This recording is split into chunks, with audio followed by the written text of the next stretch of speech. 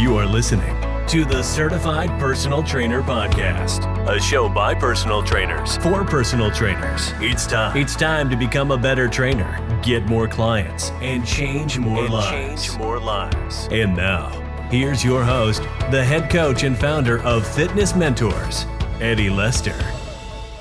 Perfect. Well, let's get started, guys. It's okay if people will come trickling in. So just as a quick intro, if you were here the last couple of weeks, you will probably recognize me, but my name is Alex Cartmel. I am the project manager here at Fitness Mentors, been in the fitness industry for the last decade or so. And for the last 6 years or so, I've been in the online training world, helping other coaches coach. I've worked remotely now for the past 7 years straight, and I'm somebody who cannot go back now to regular life, to an in-person location. So it's certainly the world for me. It's definitely something I enjoy, and so we're really excited to chat. And then we also have a couple other awesome panelists here today. Sam, you want to give a super quick intro? Yeah. Hey guys, I'm Samantha. I am on the sales team here. I absolutely love the Fitness Mentors community, and I love being on the team. I've been in the industry for about 6 years. I lived in New York City, worked at a bunch of gyms up there. And during COVID, I actually started my own personal training business that is all online. So that's kind of why I'm here with you guys today to help out. And yeah, now I do sales for Fitness Mentors. It is remote work, all remote. And I completely agree with Alex. I will probably never be able to walk into an office again. But yeah, welcome everyone. We're really looking forward to this webinar. This is super exciting for all of us here at Fitness Mentors to just share our knowledge with you and hear what you guys have to say. And we have a bunch coming up as well. We are trying to do these every 2 weeks or so. So definitely keep in touch with us, stay linked up with us. And yeah. And then we have Matt down there. Matt, you want to introduce yourself? Yeah. Hey guys. Can everybody see me now? We're good.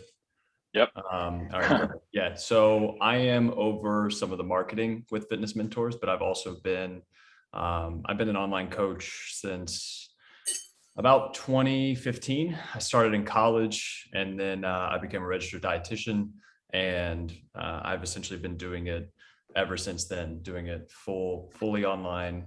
And yeah, I think you guys are in really good hands with this webinar. Me and Alex have talked a ton about this stuff, and so I have no doubt that you're going to leave this webinar with some really good stuff. And so yeah, I'm happy to be here and help out the best that I can. Awesome. Yeah, thanks guys. And obviously, we are a panel of people who love online training. We love remote work. We will also be the first to admit that it's not inherently right or inherently best or for every single trainer out there. So it's something that we love, but you also have to understand the pros and cons of what that might entail, which we'll get into a little bit today. But primarily today, what we will be talking about is how do you attract clients online? How do you get clients online? And before we kind of dive in, there's two really key perspectives that I think are helpful to keep in mind as we're thinking about online marketing.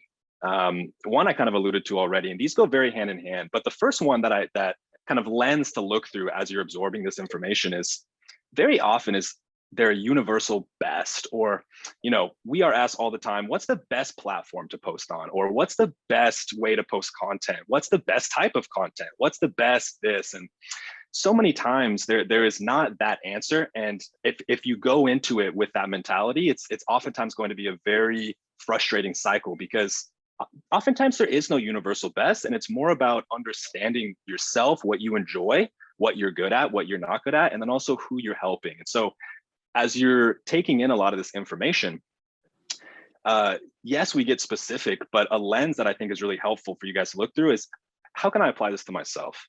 And a way to do that, to move to my second point, is really to understand the principles of what we're talking about here.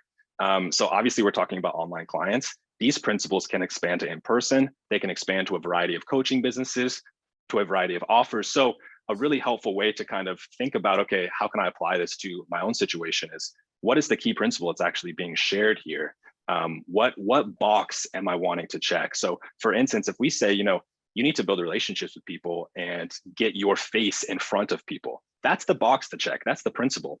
how you go about doing that, this is where trial and error comes into play. This is where self-awareness comes into play of, are you really good on video?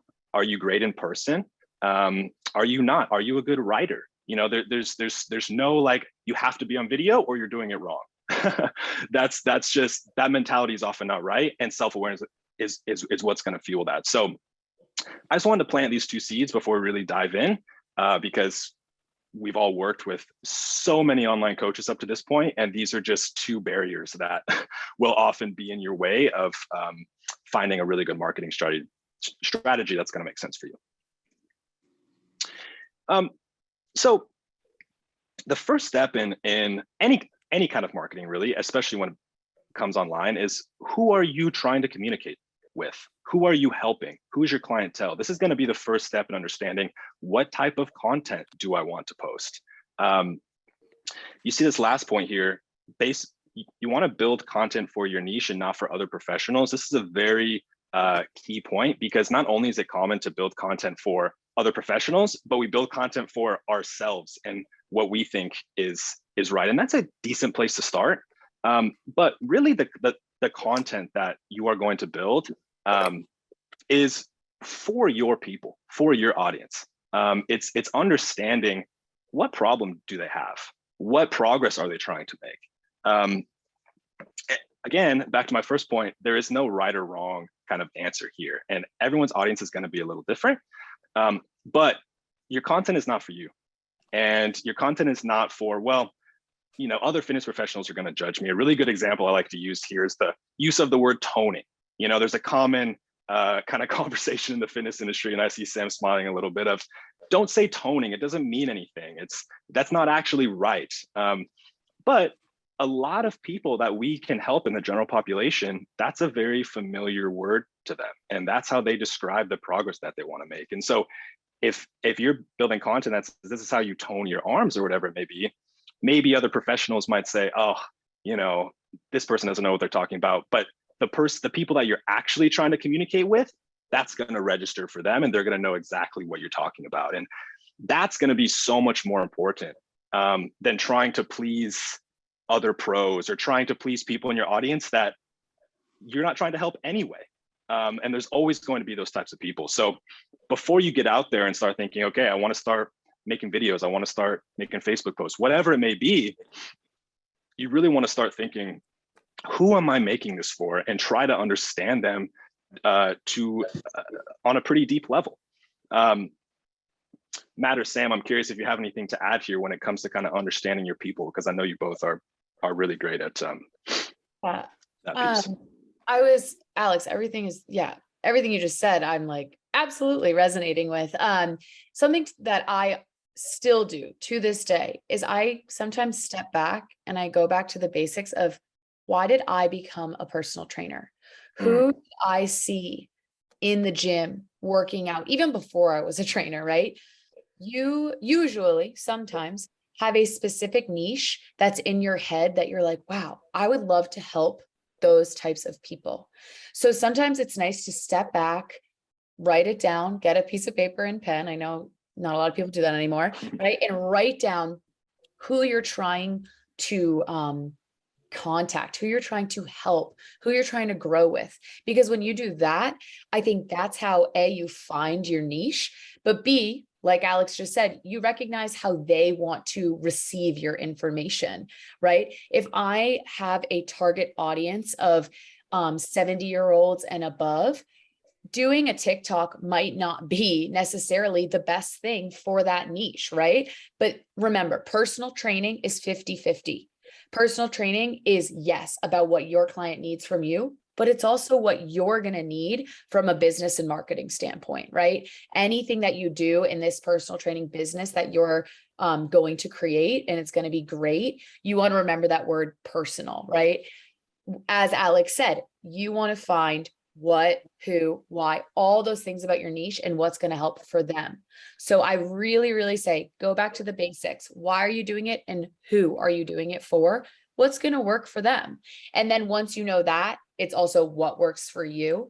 And there's such a beautiful, happy medium that you find when you take the time to go back, think about those questions, right? Every 3 months, check in with yourself. It's personal training, right? It's your own business. And that's so intimidating. And I think what's beautiful is that Matt, Alex, myself, we all at Fitness Mentors have been there before, but still to this day I am, right? So going back to the basics, figuring that out, figuring out what they need from you, it's going to help you give yourself what you need as well.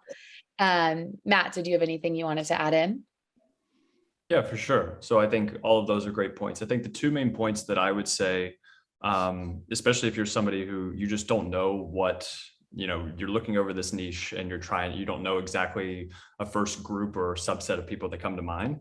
I think two ways that I have found helpful and that other trainers that I've talked to have found helpful is, first, think about you 2, 3, 4, 5 years ago. And essentially, what have you learned during that time? And who could you teach who might be in the same spot that you were in 2, 3, 4, 5 years ago, right? So what have you learned over the past 5 years, and how can you create content around that in a way that's helpful, so that somebody would come and pay you for that information to fill that gap?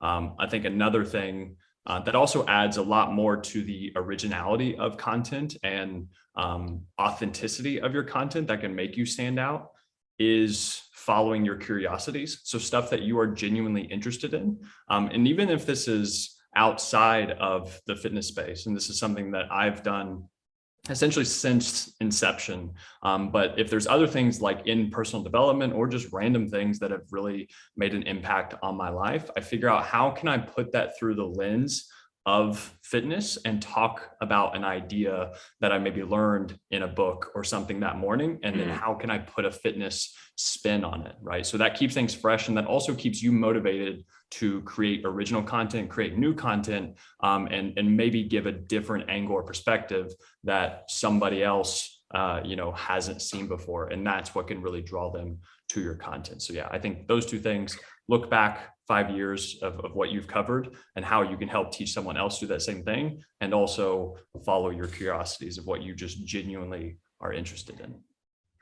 I think two amazing points. I'm just captivated as an audience member now at this point. I'm like, oh my gosh, absolutely amazing points. And it's another reason to not necessarily, before you identify this stuff within yourself, to not go and look at what other people are doing and say, well, they use this language, so I'm automatically going to copy what they're doing because it's working for them.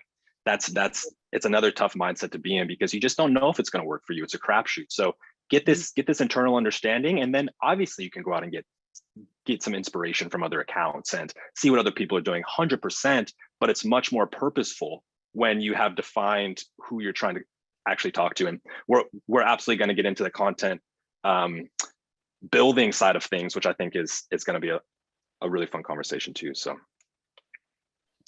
and this is really where we're going to get to it right now. A lot of most online trainers, when it comes to building trust and authority, getting your name out there, highlighting who you are as a professional. Again, these are our boxes to check if you want to get clients. You need to build relationships with people. People need to know what you do and what you can do for them, and that they trust you as a person, and that they trust that you're on their team. So again, how you check those boxes, individual to you. But for a lot of trainers, those boxes are checked with being present on social media and building content that is valuable for their people. And so a lot of lead generation is done through, and again, much more powerful when you understand who should I be speaking to. But when you do, it makes this really, really powerful. And you'll see there I put build great content, but really build meaningful relationships. And this is a really key point that I see a lot of coaches overlooking when they get into the online space. They think, I'm going to build Instagram content, I'm going to make a post, I'm going to send it, and then I'm going to walk away, and then magic's going to happen, and I'm going to be rich, and I'm going to be sipping Mai Tais on the beach and working a 4-hour work week just because I started posting content. It's like it's the post content, then there's 5 question marks, then there's profit, and those 5 question marks are, you need to care about people that you are posting content for. You need to engage with them. Like, you should see your content as a bridge to building relationships. If the content is just you putting it out into a void, and there's no nurturing, or there's no engagement, or there's no conversation, you're likely just going to see a lot poorer results and a lot slower results than if you are actually an engaged member of your community, leader of your community. And the only way to build a community is to actually give a crap about people. And so I really want to hammer in that content is amazing. And we're going to get into actually building great content and all that stuff. But I want you to see content as step one and not the end all be all of your marketing strategy. Because content doesn't check all those boxes necessarily. It's certainly, you can highlight who you are as a person, you can highlight who you are as a professional, you can build trust, but if you don't engage, there often remains this disconnect between who you are and your people. And I mean, I can only speak for myself, but very rarely, if ever, have I sold anything purely based off content where I have no interaction with them and they say, I'm ready to buy because I saw your posts. It has happened, but it's so not the norm. And more often than not, what happens is someone will see a post that speaks to them and they will open the door and start that conversation. And then I might talk to them for 4 months before they buy. I might answer some questions for them before they buy, give away my free stuff. You know, do not be concerned about giving away your best stuff. People are buying you for the application of your knowledge to their life. Your content is more of a generalized approach. So I'm curious if you, Sam and Matt, have had similar experiences when it comes to your relationship with the actual content piece of it versus the relationship building and how you kind of have merged those things in your own coaching businesses. Mm-hmm. Yeah, I absolutely. Yeah. I mean, Alex, what you said about, thinking that once you post something, it's just going to be all good. We're fine. I can shut my phone off and I worked for the day. I definitely think that's a little bit backwards.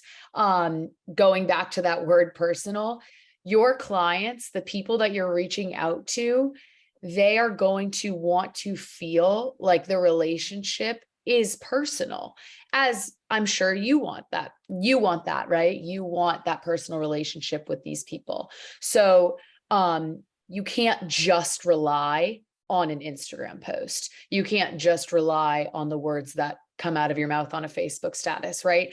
Those things in the long run, as you grow and if you had 2 million followers, maybe you're going to get a program bought right away. If you post a picture of you in a certain outfit and they're like, I want to look like that, right? But that's not where we start.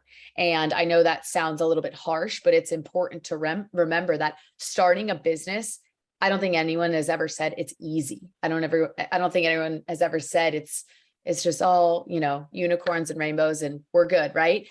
But that work behind it is A, super fun and super rewarding, but B, that's how you're going to make these amazing relationships where people talk about them and people spread the word about you and people share your posts, right? Because ultimately that's the goal. That's the goal for the growth of your business, is for your content to be shared.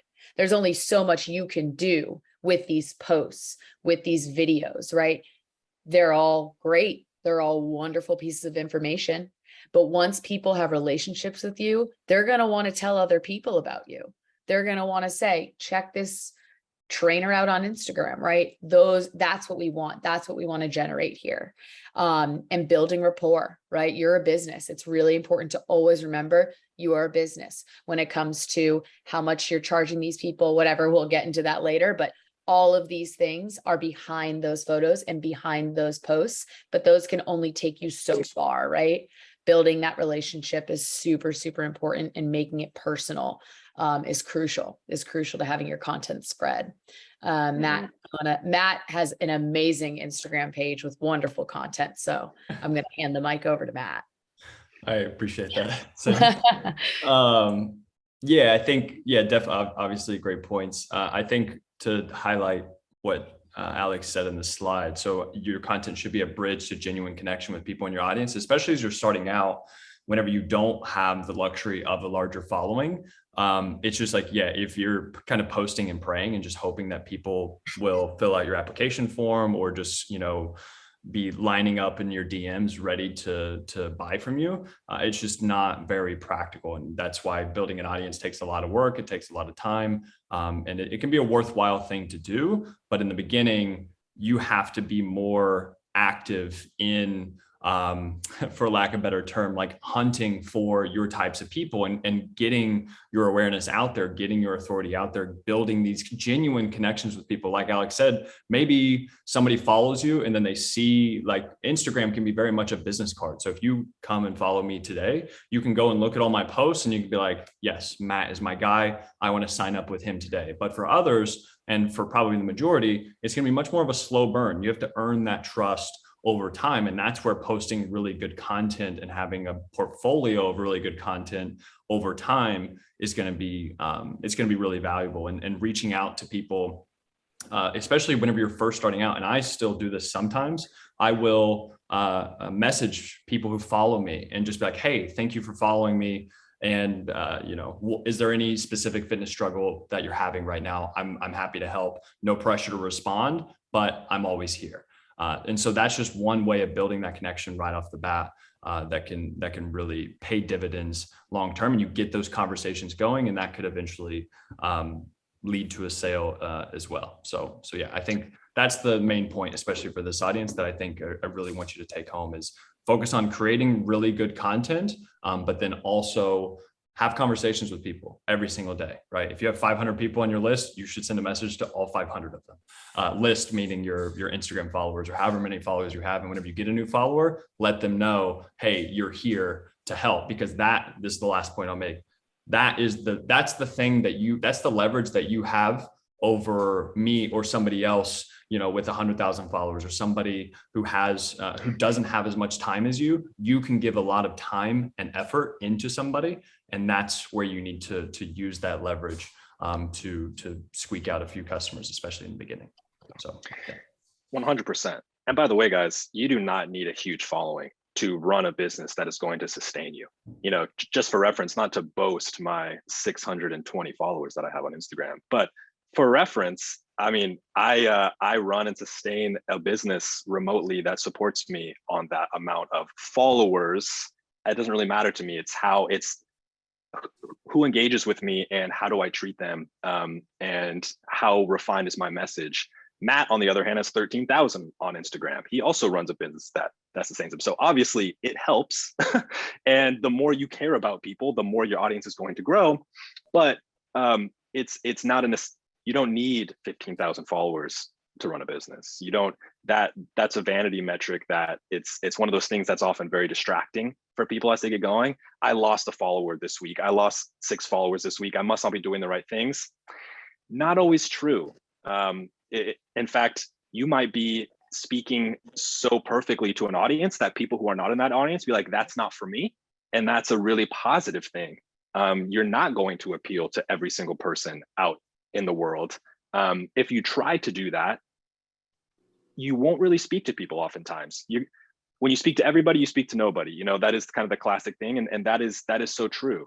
And the flip side of that, and this is kind of the barrier for people, is, well, I don't want to exclude this person from my messaging, or I want to help everybody, or whatever it may be. And it's 100% okay, but your message should be so refined, and you should be understanding what problem that you solve for people, so that even if you don't want to narrow down from a demographic standpoint, which is 100% okay, you at least are speaking to a problem that a 31-year-old man might have, or a 51-year-old woman might have, or whatever it may be. If you're like, I can help all people, get really specific on your problem, which inherently means some people will automatically know it's not for them, which is a positive thing, but many view it as a negative thing.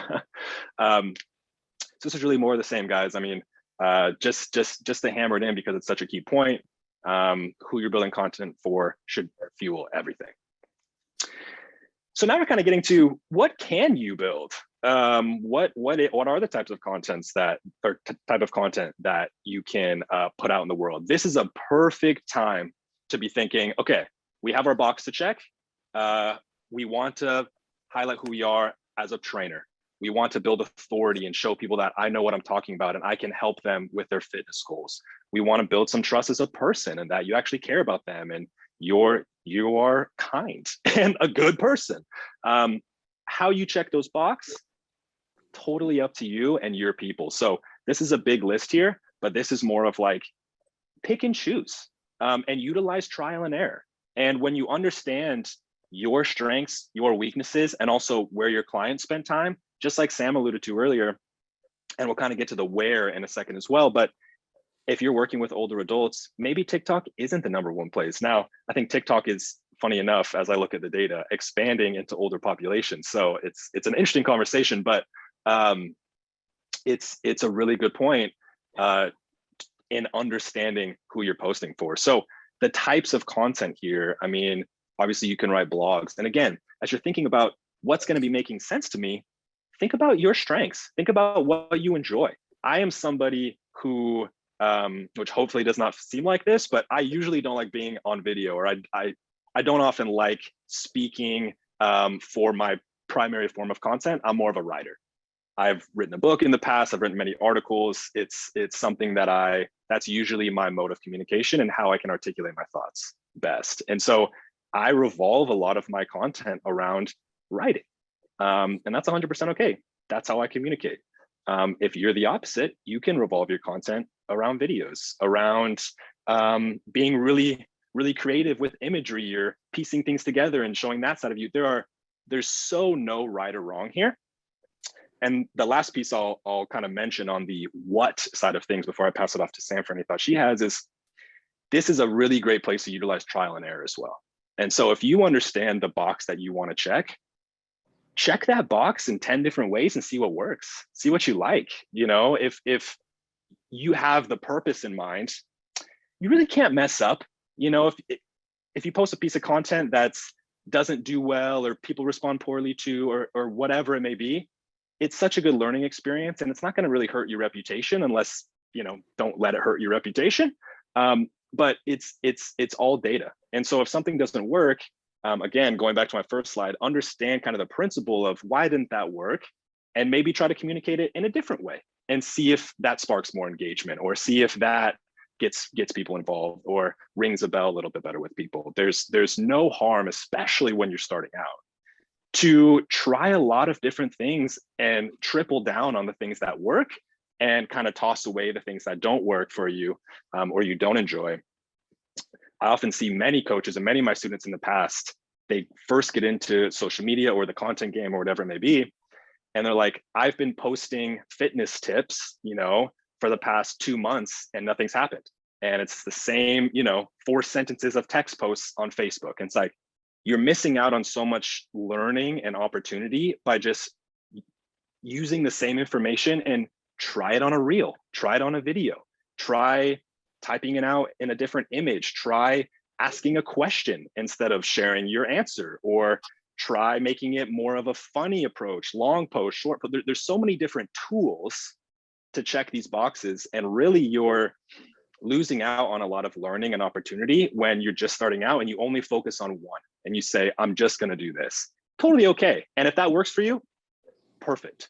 But oftentimes you just learn a lot by trying a different modality with communicating the same message.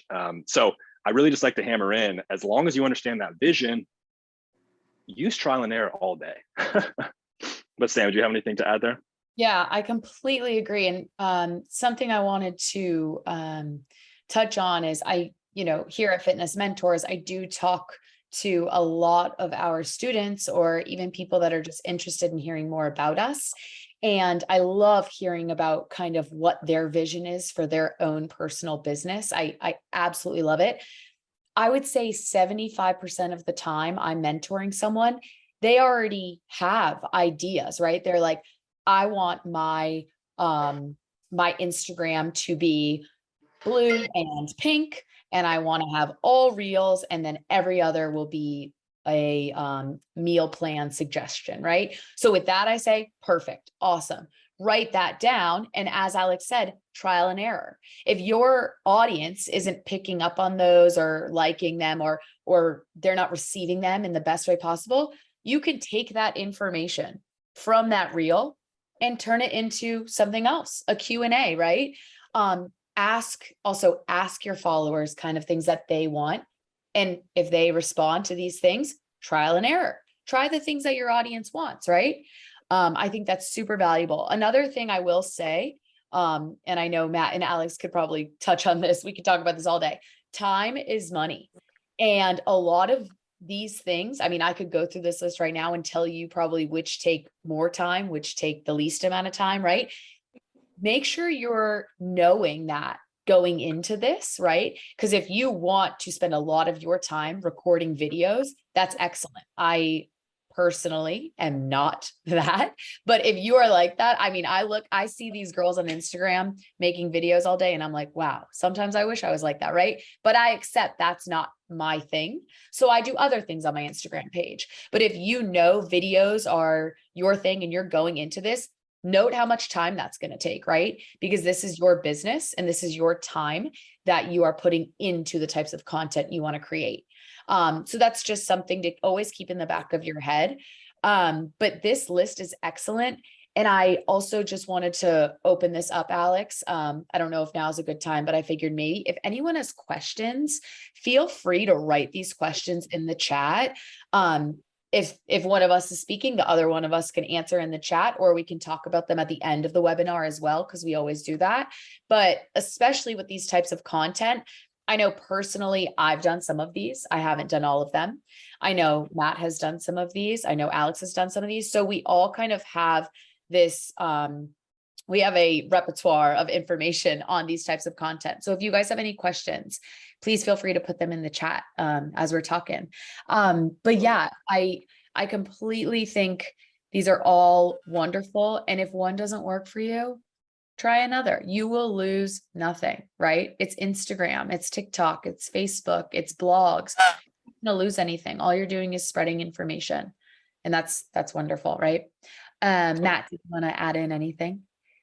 Yeah, sure. So I think the two main points that I wanted to make, the first one was, and you guys have already touched on this some, but it's essentially like doubling down on your strengths. And so people talk about authenticity and things like that. And I think that is very much true. But I think oftentimes people will just look and see what other people are doing and try and, kind of copy that, but it's not actually who they are. Like you were saying, like with Reels, pointing and dancing and pointing to things on the screen or whatever. It's like, I will never do that because it's just not me. And here's the thing though, for some people who are dancers and things, like they crush that. Like I have a friend who's a dancer. She points at stuff and she does all those things and she really knocks it out of the park. And I think that that's amazing. But for me, I will never do that. So, but just the quote is essentially like, be yourself with intense passion. So like literally double down on everything about you that makes you you, and then your people, you will attract your people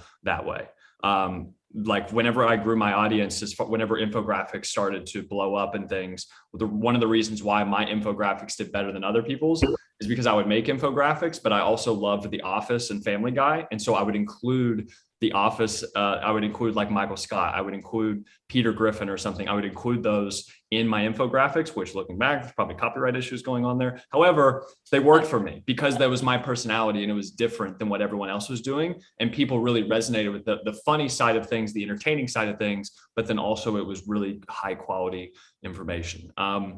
And the second part of that kind of goes hand in hand is it is an iterative process.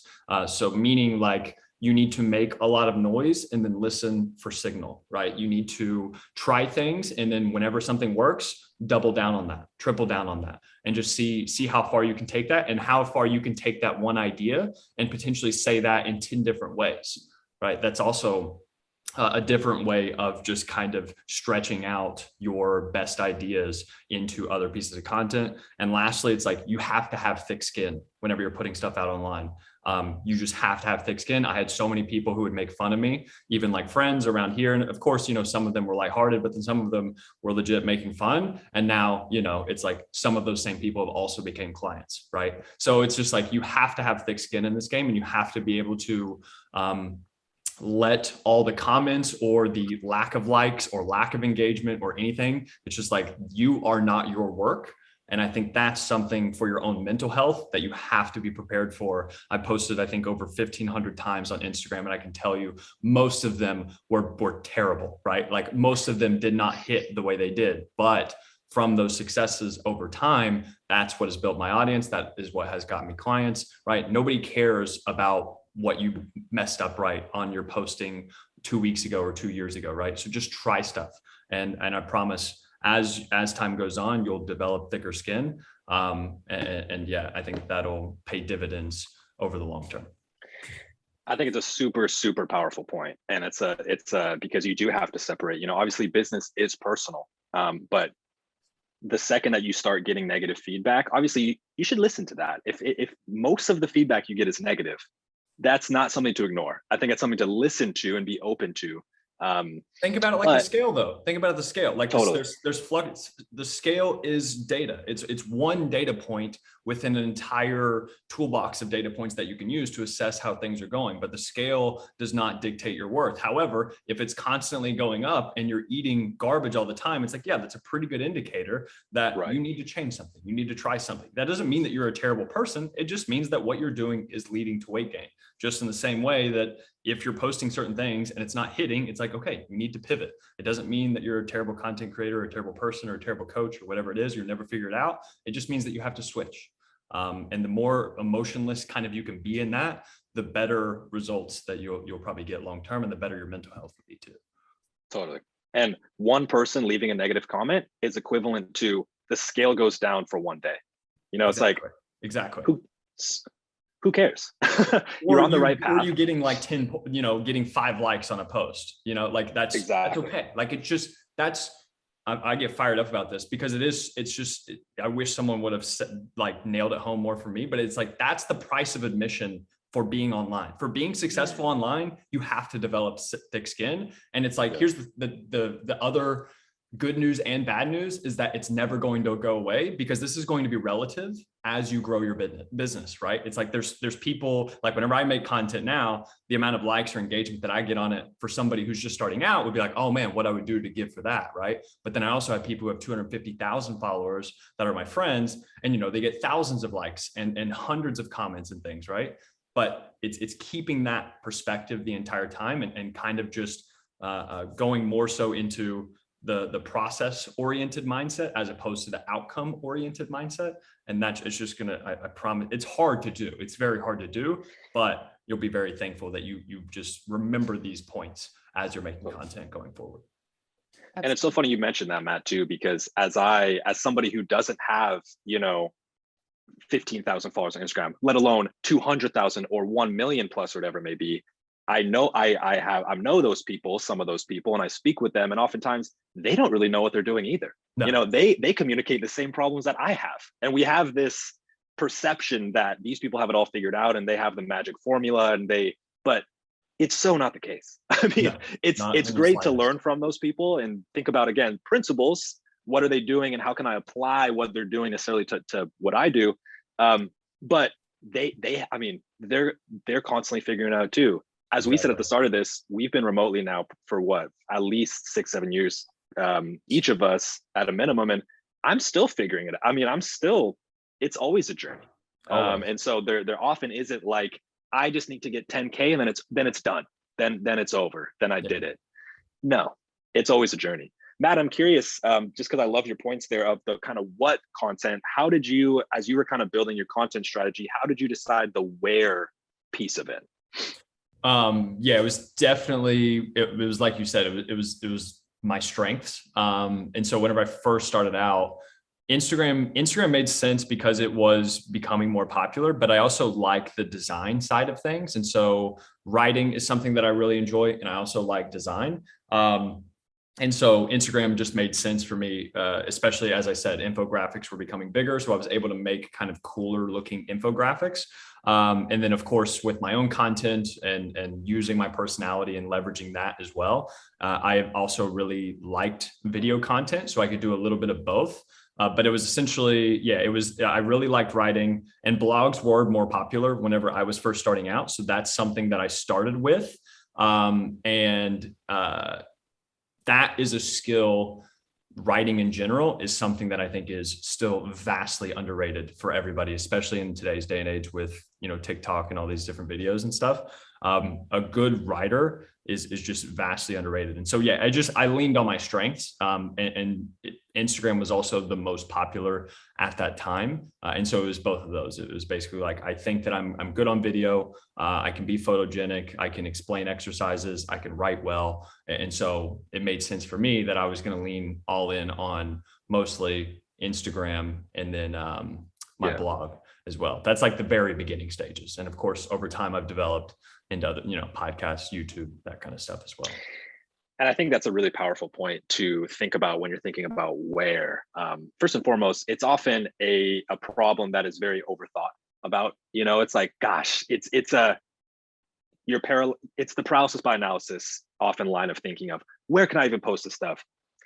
We know what platforms are. I mean, Facebook, Instagram, YouTube, like there's a small handful of platforms that have close to 1 billion users. Obviously these aren't the only options, but if you're like, I have no clue where to start with whichever one that you have already, or whichever one that you have an audience on, the biggest audience on.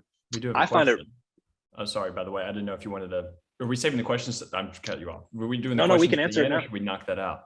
We can answer it now. Let me just finish this point really quickly. Go. All I was going to say was I think it is helpful to focus on one, but a very something that I utilize a lot is you can syndicate content across platforms very easily. And I don't mean posting on Instagram and then clicking the button to post to Facebook too.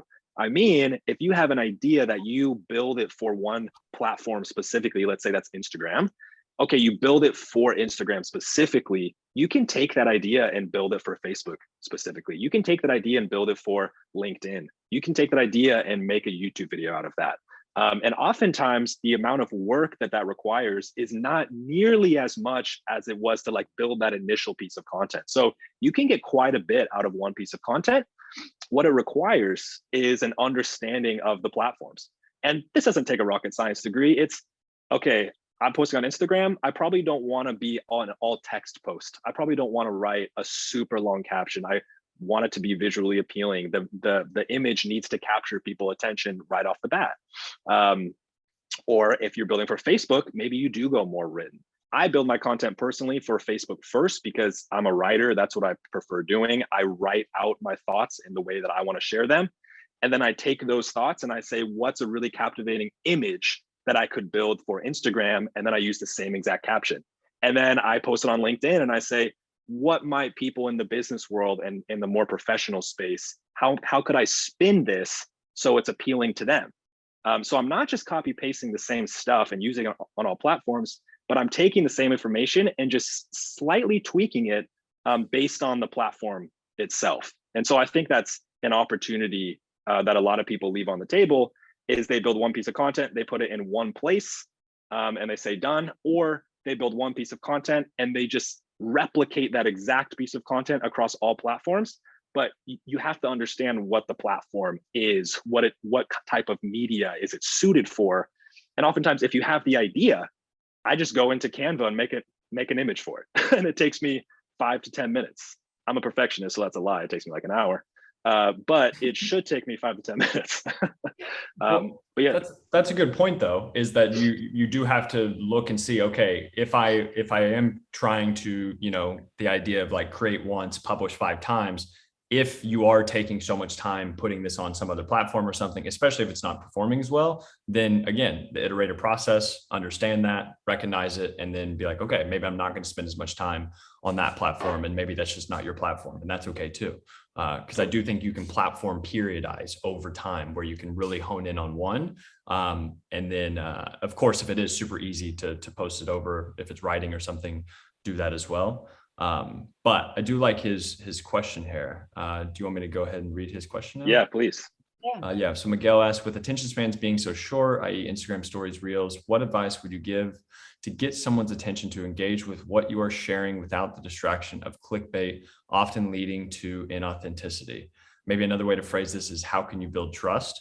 I'm going to go ahead and jump in here on this one. One, I don't think people's attention spans are so short because you still have, these very wildly popular shows on Netflix. You have movies that are still crushing. The Batman that just came out was 3 hours long. People absolutely loved it. You know what I'm saying? What I think the underlying theme here is you be helpful, you be valuable, you be good, right? Like you escape that by being really good at what you do and really helping people. And that has to come through your content, right? So with the clickbait and things like that, it's like, it's more so understanding the principle of why clickbait works.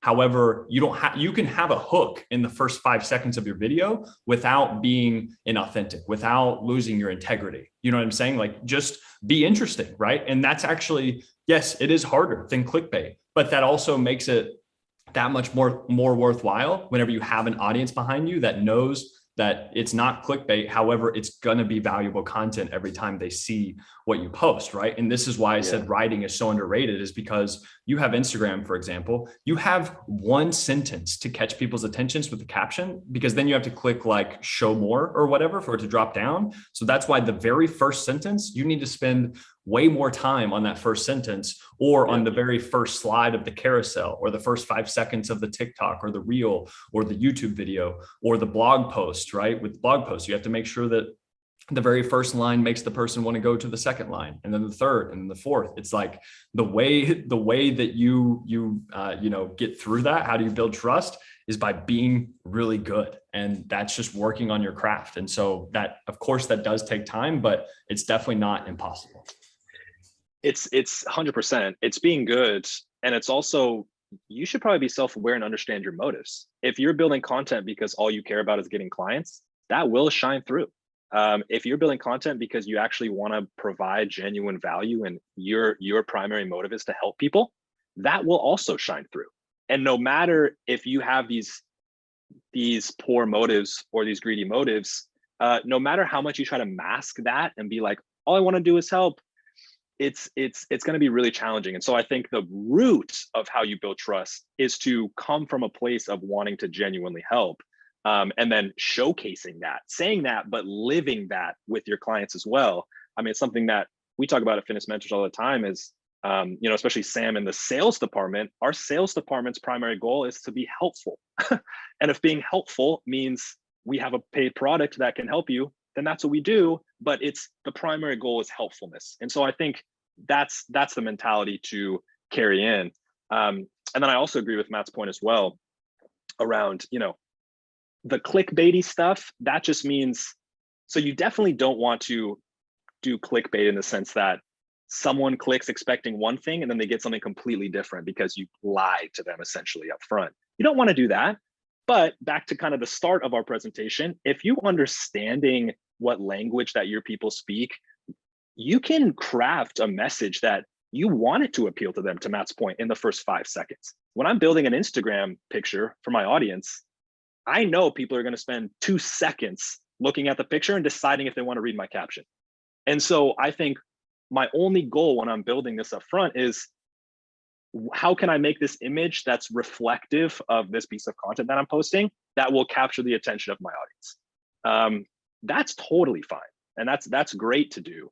And it requires understanding your audience.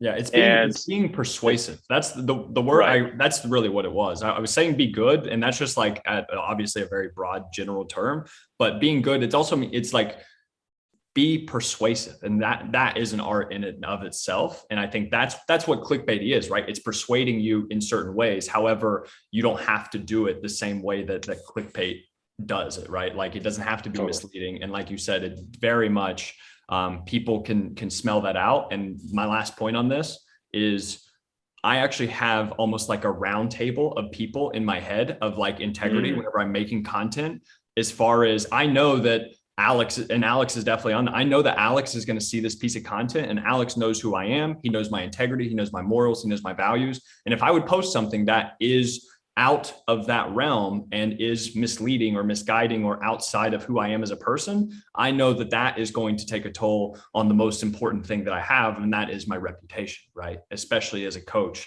in this industry. It's like, you want to be a long-term coach, and like, that's how you really play the long-term game, is you just be a good person with good intent right? That's how you outlast everybody. That's how you move past the clickbait. That's how you get clients long-term, right? And so, yeah, obviously we can go on that for a long time, but I have these people in my head that I look up to and that I know will hold me accountable if I don't align with who I am as a person. And so that might be helpful for you guys to think about as well when you're making content. Totally. We had one other question here that we had, and Matt or Sam, I'm curious to hear how you answer this, and I have my own thoughts as well. But question is, how do you manage the time as you are the only person doing everything? Which is a fantastic question, and it's something that is a real barrier for people. So I'm curious what you guys think. I have one immediately. This is I go back and forth in my head on this. Well, one, it comes down to just simple prioritization, right? It's just like, I kind of use somewhat of the Eisenhower matrix. It's just like what's important, what's urgent, but what's urgent and important, what's not urgent, but important, right? Kind of that matrix. You can look that up, the Eisenhower matrix. That can be a helpful way to just write out a bunch of tasks and then plot them wherever you want. But something that's been really helpful for me has been thinking about how can I get clients today and how can I get clients 6 months from now? And it's a combination of both of those that I use to manage my time on a day-to-day basis. So one day maybe, how do I get clients today? And so that might be having conversations. That might be posting content on social media, right? Because if I post something on Instagram today, it's not going to show up, or it'll be there in 6 months, but it's not going to be top of mind. People aren't going to remember it or anything like that. However, if I want to have a project of like a lead magnet for my email list, or if I want to create a mini course or something, it's like I can create that today and I can still use that 6 months from now. Actually, if you go on my Instagram bio, if you go on my page, on my link, I have Ultimate Physique Development, which was a 30-day workout manual. That was my very first lead magnet I made in 2017. And I still use that to this day, right? And so it's a combination of thinking about your time. Okay, how can I get clients today? But how can I also set myself up to ideally probably do less work and get more clients in the future as well? So if you're just constantly posting on social media, right, that's not building the foundation of longer term success, because as we've seen with Instagram and things, the algorithm can change, things can go away, right? Facebook, it happened with it as well. Of course, you can still use Facebook. However, the algorithm isn't as good as it used to be. However, email lists have stood the test of time. And so using these social media contents or social media platforms to get people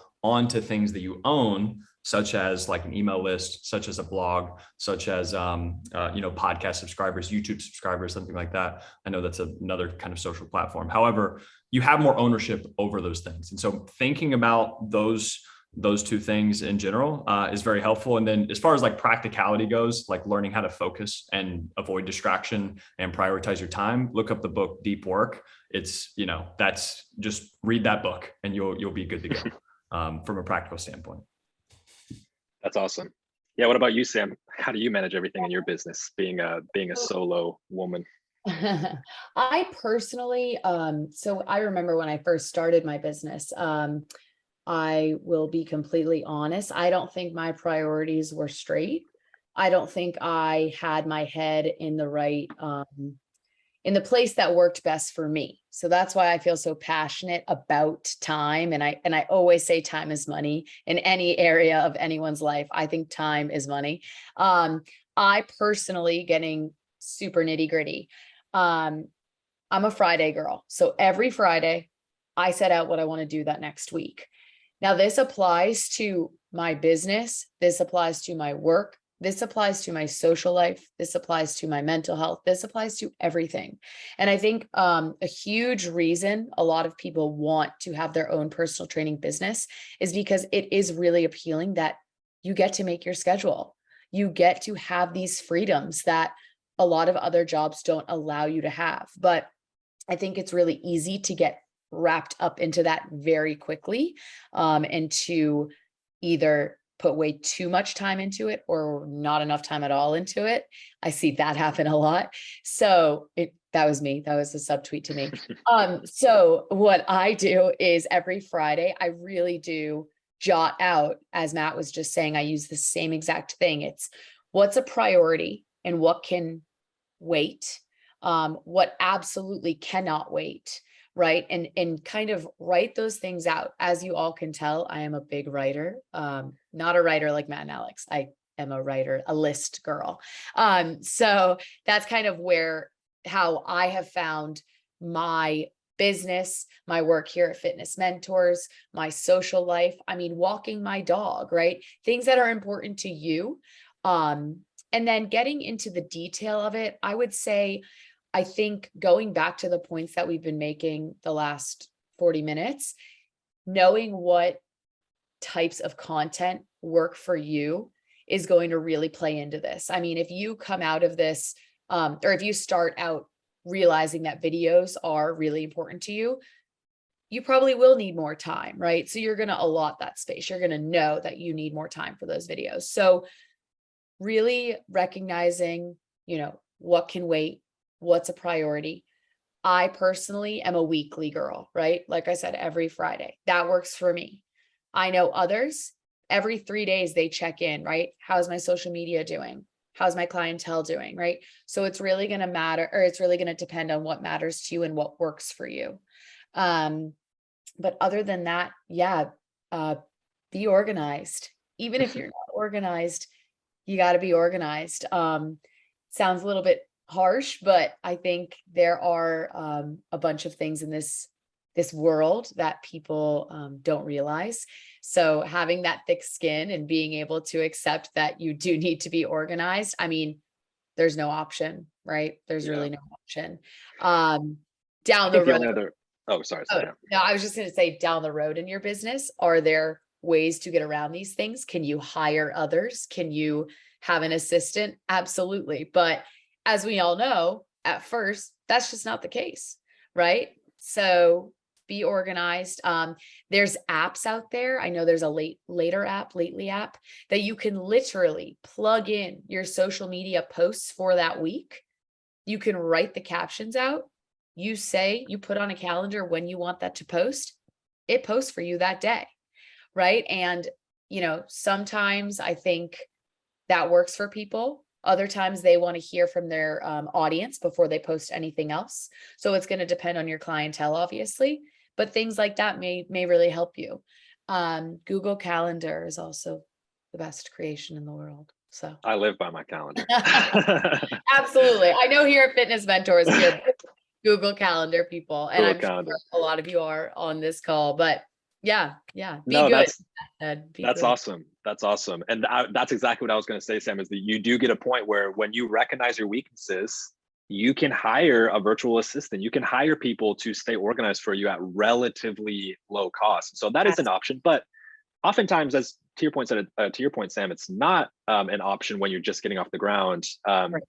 For me, I don't have much to add from the productivity perspective, other than time blocking has been a game changer for me in terms of when I need to do something. So if I want to build out my content for the week or whatever it may be, I usually block my time and do that.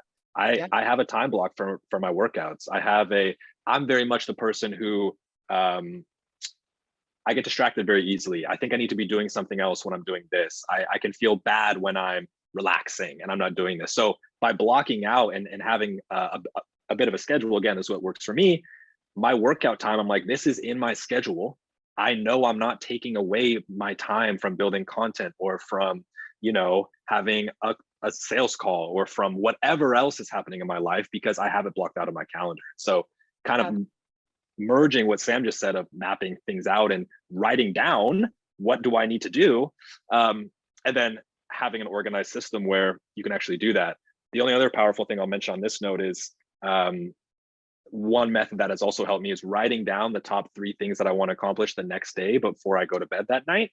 And it's like, these are the 3 things that I'm going to accomplish tomorrow.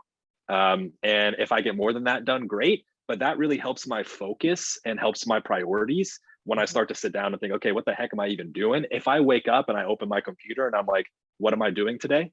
I'm already scrambled. I'm already lost. I know I'm going to get distracted. And so mapping out a little bit the night before, I'm like, I just need to get these 3 things done. That's it. That's my focus tomorrow. That really helps me. So Absolutely. Cool. Awesome, guys. this is kind of more of an extension of what we just said as well.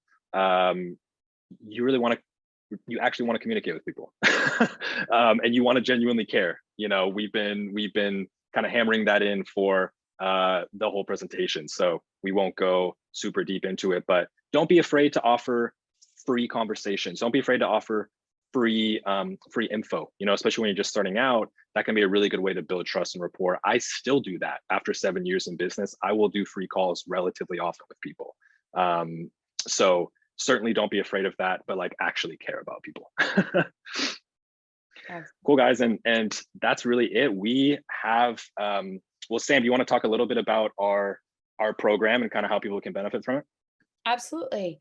Yeah, so as you guys see here, we do have our own resource here at Fitness Mentors that is made for what we've been talking about the last hour. And honestly, it is a great resource. And I personally, when I talk to a lot of our students about it, it makes me wish that 4 years ago I had access to it.